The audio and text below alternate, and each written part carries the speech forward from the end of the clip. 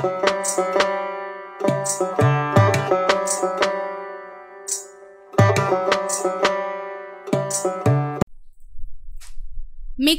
గ్రైండర్లు రాకముందు చాలా మంది రోళ్లలో దంచిన పదార్థాలను ఉపయోగించేవారు.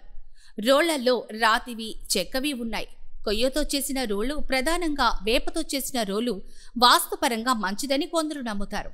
ఈ రోలు వల్ల పదార్థాలకు ప్రత్యేక రుచి వస్తుందని, దీంట్లో దంచిన పదార్థాలు మంచి ఆరోగ్యాన్నిస్తాయని భావిస్తారు.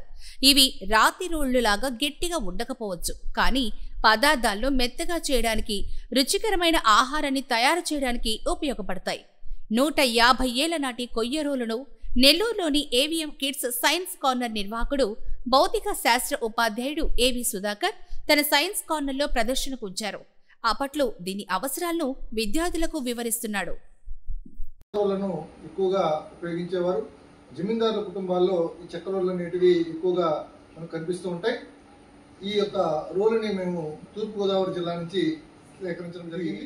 సుమారు 150 సంవత్సరాల క్రితం నాటి చెక్కతో తయారు చేసినటువంటి రోలు. ఈరోజు మన ఆధునిక ప్రపంచంలో మిక్సీలు, గ్రైండర్లు రాక పూర్వము ఈ యొక్క చెక్క రోళ్లను ఎక్కువగా ఉపయోగించేవారు. జమీందారుల కుటుంబాల్లో ఈ చెక్క రోళ్ళు అనేటివి ఎక్కువగా మనకు కనిపిస్తూ ఉంటాయి. ఈ యొక్క రోలుని మేము తూర్పుగోదావరి జిల్లా నుంచి సేకరించడం జరిగింది. కర్పూరతో కూడినటువంటి వాసన కలిగినటువంటి ఒక ప్రత్యేక తరహా వుడ్డుతో దీన్ని తయారు చేశారు. దీన్ని పెళ్లిళ్ళు మరియు శుభకార్యాలకు ఎక్కువగా దీంట్లో పసుపు దంచేవారని చెప్పేసి వాళ్ళు చెప్పడం జరిగింది. దీన్నే మండాపు రోలు అని అంటారు. ఇది చాలా పెద్దదిగా ఉంది. అదేవిధంగా దీనికి సంబంధించినటువంటి రోకలు కూడా వారి యొక్క సైజును బట్టి దీన్ని తయారు చేసుకునేవాళ్ళు.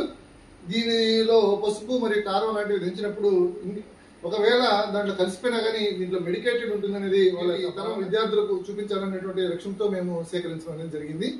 ఈ యొక్క రోలుని ప్రత్యేకంగా ఆ విధంగా డిజైన్ చేయడం అనేది జరిగింది.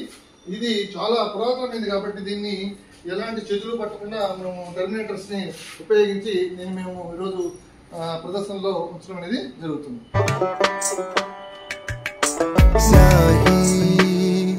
जैसे गिर जाए दमे तहरीर कागज पर स्याही, जैसे गिर जाए दमे तहरीर कागज पर, मेरी किस्मत में यूं तस्वीर है शबा।